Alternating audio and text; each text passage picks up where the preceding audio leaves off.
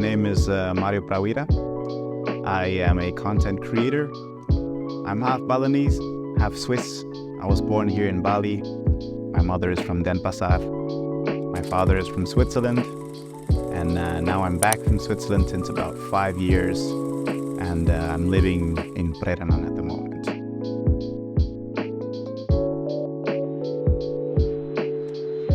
Back then, about 5 years ago, when I just moved here to Bali, when I was living in Switzerland, I was just working at the office. When I moved here, it was right before COVID. And right before COVID, I wanted to introduce my then girlfriend, now wife, to my mother.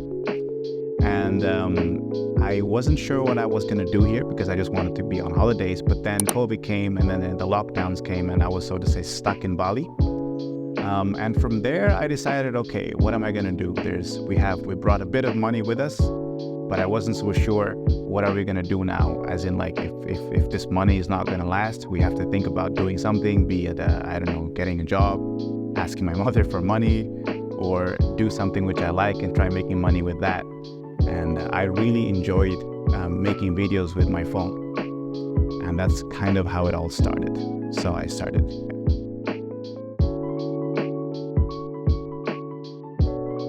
Absolutely. I was born here in Denpasar, and my dad was a cook in a hotel. So we were living in a hotel for the first couple of years. That was pretty fun. And I was able to live the life, actually, the way I kind of pictured how a kid's life could be at the beginning. It was pretty nice, actually, living in a hotel. And I also went into an international school in throught, Bali International School. So that was definitely the life in small Mario. We moved a lot. We lived in throught, and then we moved to Canggu, and then we also moved back to Coco. We were all over the place. But when I was 15, my father decided he wanted to go back to Switzerland, and we joined him.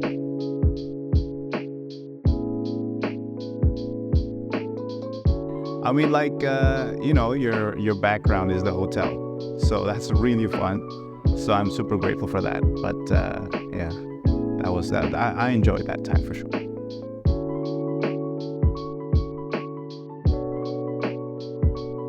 No, I think nowadays the phone is more than enough for you to start creating content. There's too much limiting belief that you need a good piece of equipment to start creating content. Even an iPhone 11, which is about 3 years old, or an old Samsung S22, they have inbuilt optical stabilizers in them, so you can literally shoot good content, stable footage, and make something out of it, right? And if you understand how to make videos with your phone, you will have new options in life, and that's really powerful.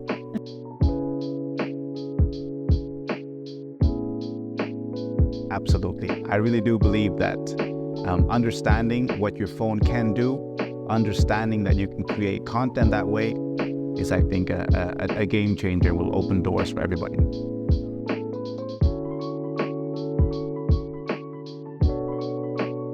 Yeah. So basically in Switzerland, I worked in an office and I didn't like doing that. I really didn't enjoy working for someone. I don't like it when someone tells me what to do all the time. So I started I was working at the office, but at the same time, as a side hustle, I was just modeling. And I thought, hey, you know what? Let me go to Bali, and then I could continue my side hustle here in Bali. So I just uploaded pictures of myself onto my Instagram. But during me posting pictures of myself in my stories, I was making videos. Like, I thought, okay, this is fun. I can actually make stories interesting. That's one of the catalysts also as to why I started creating content. I looked at people's videos and I thought, this is boring. I think we can do it better. And that's kind of how it snowballed into me creating videos with my phone for other brands, other companies, but then now slowly evolving to teaching what I do and actually helping a lot of people understand the possibilities one has with the phone.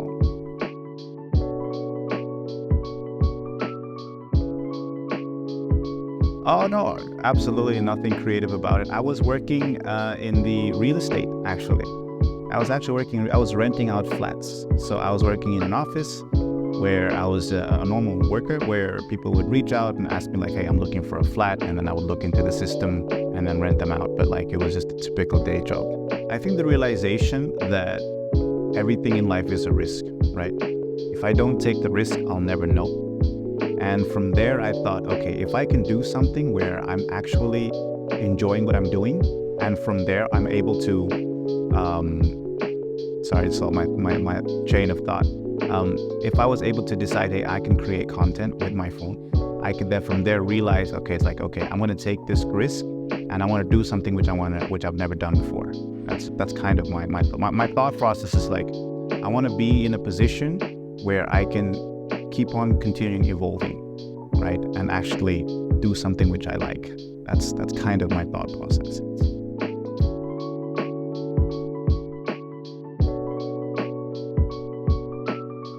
Oh, it's so hard.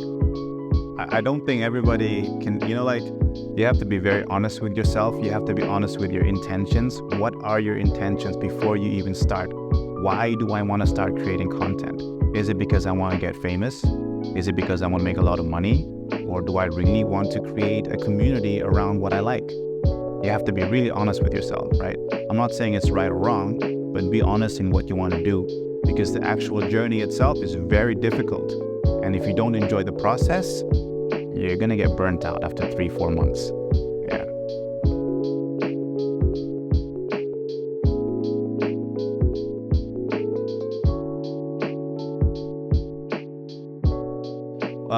I really believe in providing value. And on social media, everybody's attention span is so low. If I cannot provide you value, there is no reason for you to follow me, right? And if a business or a brand is just posting nothing which provides value, there is usually no reason for someone to follow that person.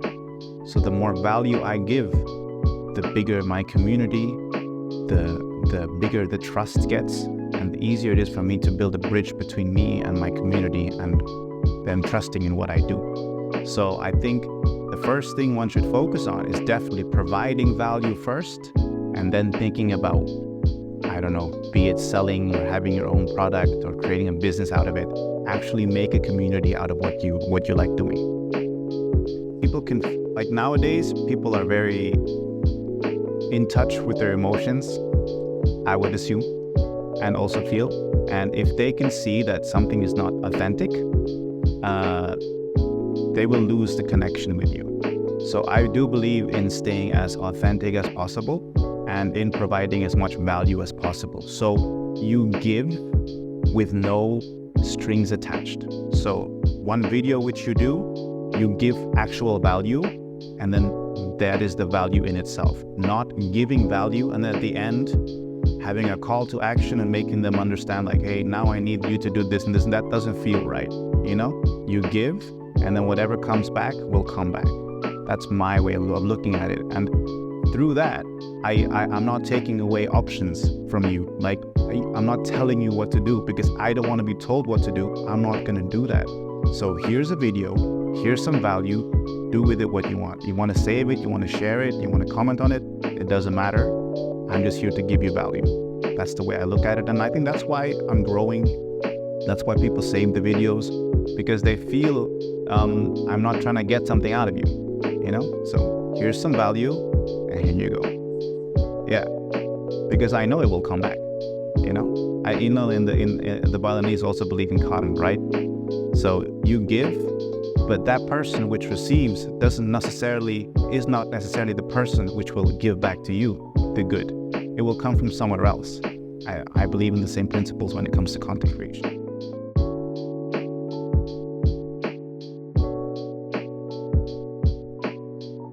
I think it's really dangerous if you're not yourself on social media, because it will only backfire when that person meets you, right? So if you're not you on social media and you have a second layer, another mask on, whatever it may be, I understand, because you never know. You don't have enough context of that person. Maybe that person is very insecure. I understand. But if you're not authentically you on the content, so as soon as you meet someone offline, you're going to see right away, oh, this is a different person, right?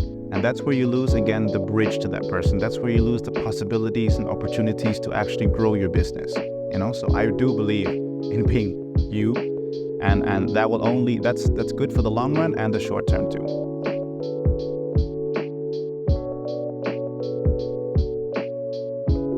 For sure. I started off, with just creating content for other brands, and then I would get an exchange for that, and I would have a rate for that.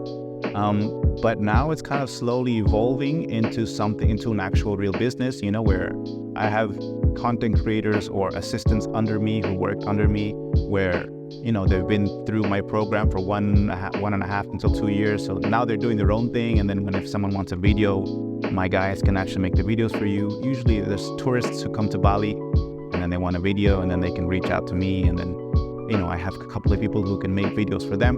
That's one side of the business. The other side of the business is basically me having my own product.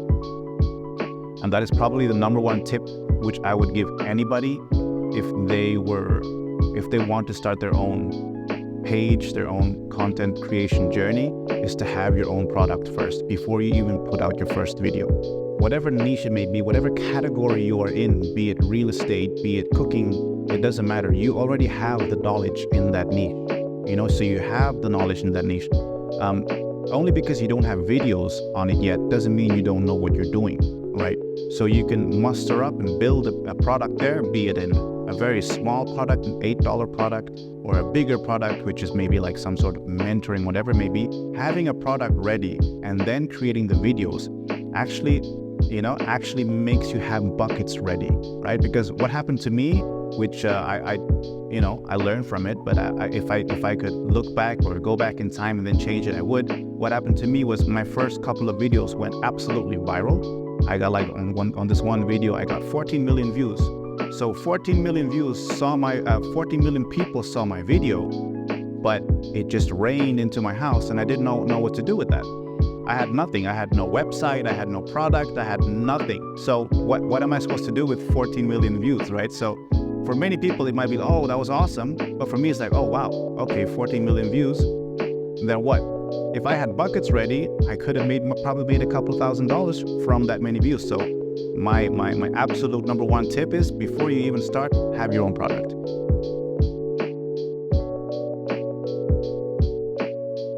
That's a good question, but I think what's really, really important is self-awareness. Understanding yourself, and then being able to not have a victim mindset. And that's very dangerous nowadays, because if something bad happens to you, or something which you don't understand happens to you, you can look at it in two ways. It's like, the victim mindset would be, oh no, why did that happen to me? Why me? Why did God choose me? Or why did this happen to me? Like, you question everything in the sense of, why me, right? You focus on yourself as the victim. Or you can just look at it as lessons. It's a lesson. Something bad happened. Okay, what can I learn out of it next?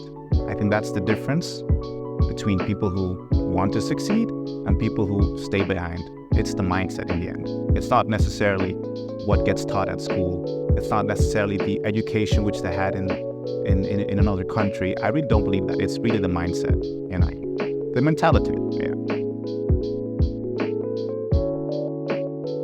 100%. It's a different mindset here. You make content, and then people, they support that, most of them. They like what they see, they like what they see.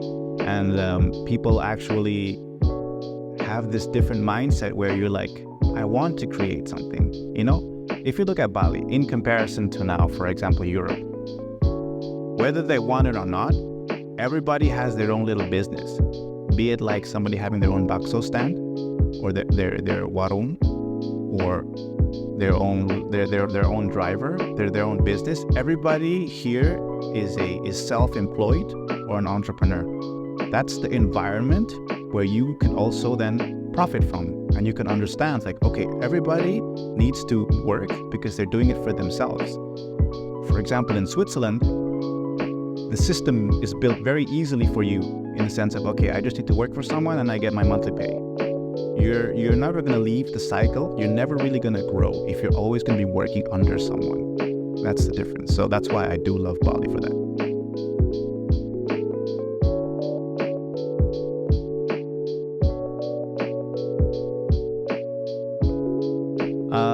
Probably more negative than I think it's beautiful that the infrastructure and that Bali is growing so fast with all of these investments coming in left and right. I do believe it's good, and Bali itself it needs tourism, right? It's one of the only islands that really lives off of that. But like, if I compare Canggu and Kuta, the infrastructure in Kuta was ready to have that boom, right? With new buildings left and right, and they already had like the asphalt left and right, and you can walk there. In Canggu, everything was rice paddies, and then suddenly now beach clubs. Like, the roads aren't even ready yet. The roads are breaking down left and right.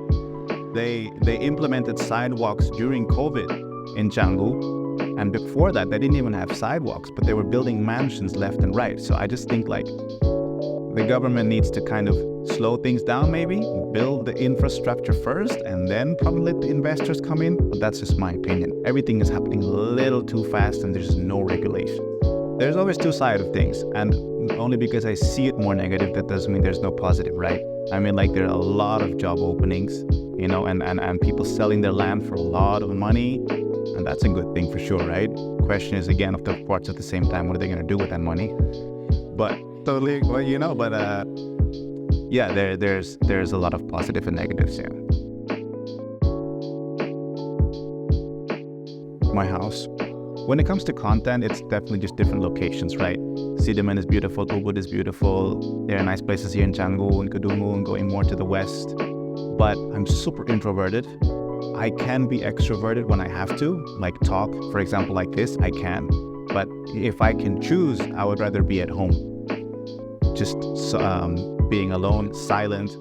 And because that's where most of the creation comes, that's where all the ideas come in. And then, of course, now having a family, it's much more beautiful to be at home. And to be able to be at home while working, couldn't be more grateful.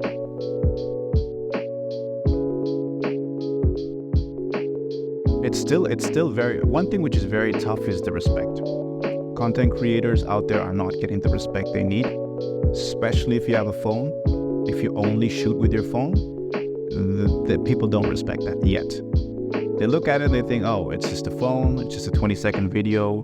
I don't see why we should pay for that, right? And then at the same time, I really do believe there is a difference between a content creator and a videographer. And I'm not going to downplay any job, any niche, there's no downplaying. But a content creator usually creates content which is for social media. And they also have a community or a following which they can theoretically sell to, right? So they're not as professional, but they have the possibilities to market one's product.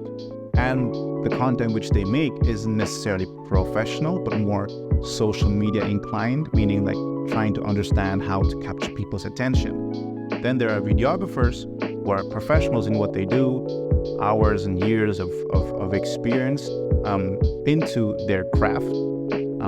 They can professionally create a video for someone. Not necessarily all videographers have an account, right? Videographers are already here to create content for other people, and that's the difference sometimes.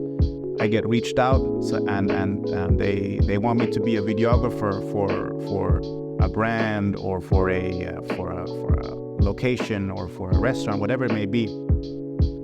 And then them wanting a lot from the content which I create, which kind of loses its creativity because they want a videographer job, which I understand, like, you know what I mean? But the thing is, like, I always have to communicate.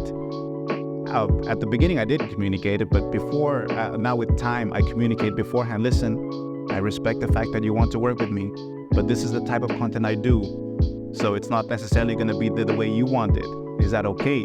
So just the communication beforehand, because if you want a special video for your website, if you want a video to be placed on Facebook ads, I don't do that. Reach out to a videographer.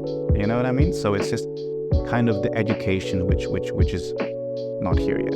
It's still the same like that. But for me, because I've established myself and I have a couple of 100,000 followers, it's easier to communicate that. For example, my assistants, who are not my assistants anymore, but also content creators, they still get the same thing.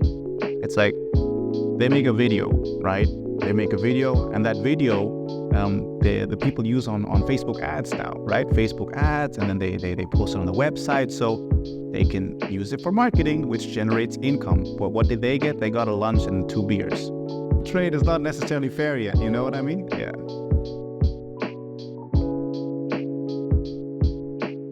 Yeah, there are 2 things which I can definitely say. The tip for someone who wants to become a content creator, and tips for a business which wants to create a community online. Basically, for the content creator, think of providing value first. That's it. Don't even think about wanting something for the next 6, 7, 8 months. Just create and provide value. So if you're in the basketball niche, teach them what is a 3-pointer, teach them how to dunk, teach them where to aim. Just show that you have knowledge and without wanting anything back. Create content constantly, and also be honest with yourself. What is consistency to you? For me, consistency is creating 3 videos a week because it works with my schedule and I'm not going to burn out with that. So one has to understand what is consistency for him or herself by understanding himself, by being self-aware and looking at your own schedule. I can make 3 videos a week, make that your goal consistently, and give as much value as possible for the next 6, 7 months. That's for someone who wants to become a content creator. As for a business, it's a bit more difficult, but a business usually, like the owner or the marketing team, they see their product as something which is attractive, and it probably is very attractive. But if you're going to make videos around your product and then post it onto Reels, you have to think like these people who've never seen your content. You just telling the people, hey, I have an awesome restaurant, or my beer only costs this much, nobody really cares, right? So one, the business itself has to be able to differentiate between social media and marketing, 2 whole different worlds. You can't, marketing the product on social media doesn't necessarily work. You want to generate a community around what you are actually selling and then sell that passively, you know? So the more value you can give, the easier it is for you to then, with time, let the people know what you actually do. I really do believe that, yeah. For me, I'm trying to be as present as possible, right? And to be as true as possible to myself. And I try to do that by listening to myself and understand what excites me. As long as I am still excited to create content, I will continue creating content. The moment I realize it doesn't excite me anymore, I need to listen to what I want to do next. So I can't tell you what I'm going to be doing the next 6, 7 months, but I can tell you at the moment I'm still excited in creating content, and also definitely my financial goal would be to start investing into different locations here in Bali. Thank you so much for watching. I had a lot of fun today's podcast with Dara. She didn't want to show herself, but that's fine. If you want to do what I do, just check out my Instagram. My website is also there. You can gladly DM me if you have any questions. I truly do believe that content creation will open new doors for you. Please, thank you.